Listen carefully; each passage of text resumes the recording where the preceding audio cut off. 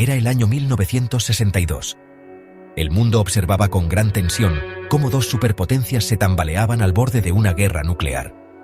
La crisis de los misiles en Cuba, un enfrentamiento de 13 días entre los Estados Unidos y la Unión Soviética, sigue siendo una de las confrontaciones más peligrosas de la historia de la humanidad.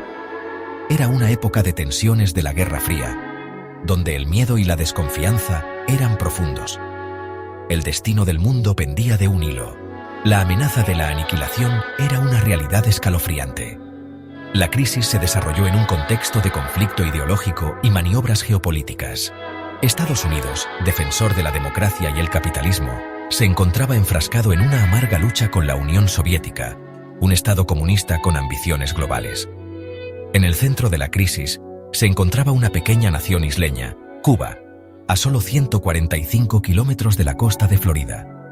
La revolución comunista de Fidel Castro en 1959 había alineado a Cuba con la Unión Soviética, haciendo sonar las alarmas en Washington. La posibilidad de un Estado comunista tan cerca de las costas estadounidenses era inaceptable para Estados Unidos.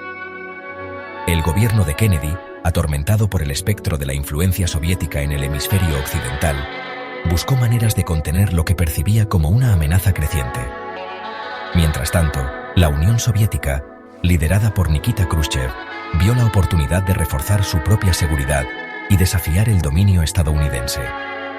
El escenario estaba listo para una confrontación que llevaría al mundo al borde del abismo. En el otoño de 1962, las agencias de inteligencia estadounidenses recibieron informes alarmantes. Técnicos y equipos soviéticos estaban llegando a Cuba, su propósito envuelto en secreto. El presidente John F. Kennedy, un líder joven y sin experiencia que enfrentaba la crisis más grave de su presidencia, autorizó una serie de vuelos de aviones espías U-2 sobre la isla. Estas misiones de reconocimiento a gran altitud fueron diseñadas para atravesar el velo del secreto y revelar la verdadera naturaleza de la actividad soviética en Cuba. El 14 de octubre de 1962, un U-2 pilotado por el mayor Richard Heiser sobrevoló la campiña cubana, sus cámaras disparando furiosamente. Las imágenes capturadas ese día enviarían ondas de choque al gobierno estadounidense y sumergirían al mundo en una crisis. Las fotografías revelaron la inconfundible presencia de sitios de misiles nucleares soviéticos en construcción en Cuba.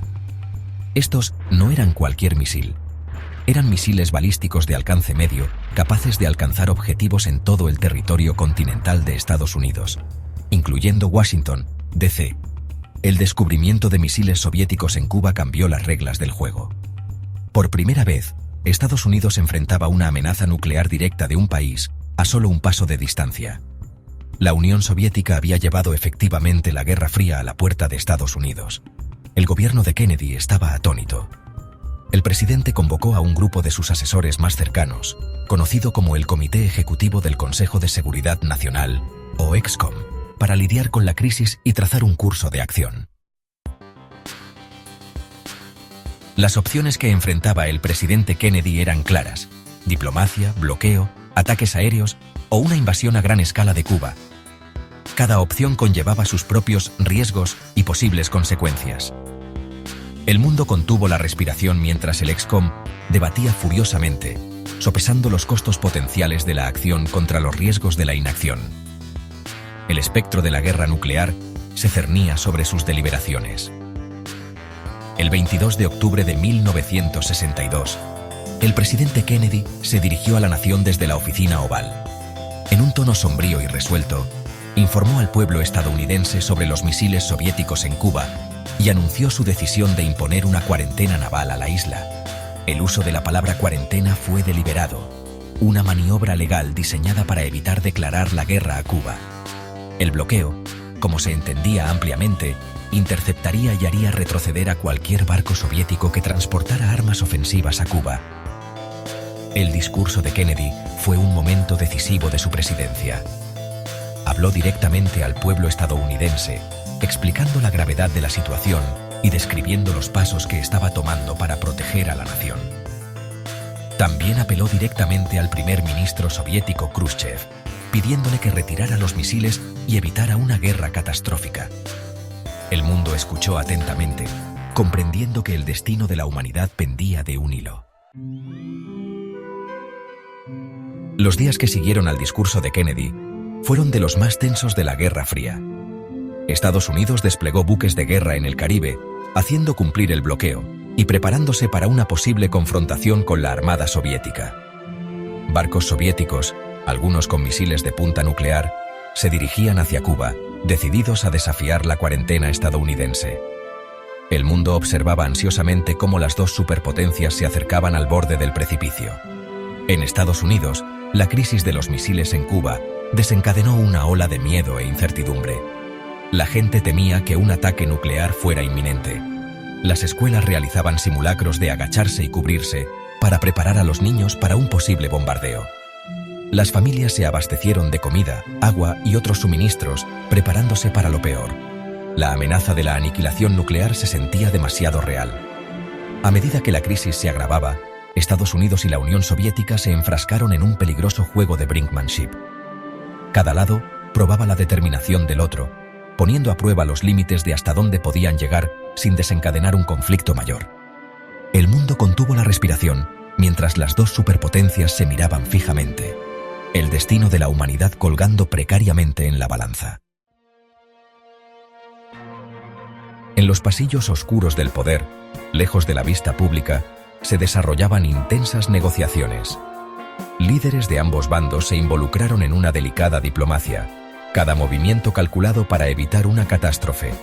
Era un juego de alto riesgo, donde cada palabra importaba, y el silencio podía decir mucho. El mundo contuvo la respiración, mientras el destino de millones pendía de un hilo. En estas discusiones secretas se sembraron las semillas de la resolución, allanando el camino para una paz frágil. En medio de la escalada de tensiones, ambas superpotencias se dieron cuenta de la necesidad de un acuerdo. Fue un delicado baile diplomático, donde cada palabra y gesto tenía un peso inmenso. El mundo contuvo la respiración, mientras los líderes negociaban a puerta cerrada, con la esperanza de evitar una catástrofe. Finalmente, se llegó a un acuerdo, un trato que prometía desmantelar los sitios de misiles en Cuba a cambio de la retirada de los misiles estadounidenses en Turquía. Este momento crucial marcó un punto de inflexión, un paso frágil pero esperanzador hacia la paz. Incluso con el acuerdo en vigor, la sombra del Armagedón se cernía. El mundo había estado peligrosamente cerca de una guerra nuclear, y las cicatrices de ese miedo eran profundas. La gente de todo el mundo se enfrentó a la realidad de lo cerca que habían estado de la aniquilación. Tanto los gobiernos como los ciudadanos comenzaron a comprender el potencial devastador de las armas nucleares y la urgente necesidad de medidas para evitar que una crisis de este tipo volviera a ocurrir. Tras la crisis, se tomaron medidas para garantizar una mejor comunicación y control.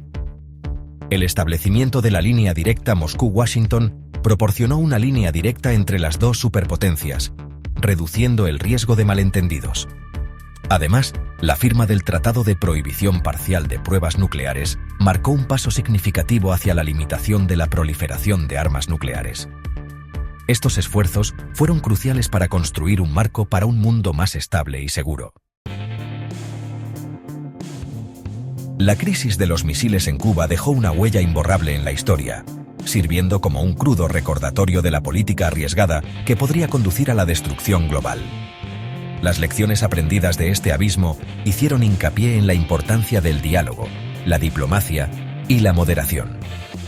Subrayó la necesidad de esfuerzos continuos para promover la paz y prevenir la proliferación de armas nucleares. Al reflexionar sobre este capítulo crítico, recordamos la fragilidad de la paz y la responsabilidad perdurable de salvaguardarla para las generaciones futuras.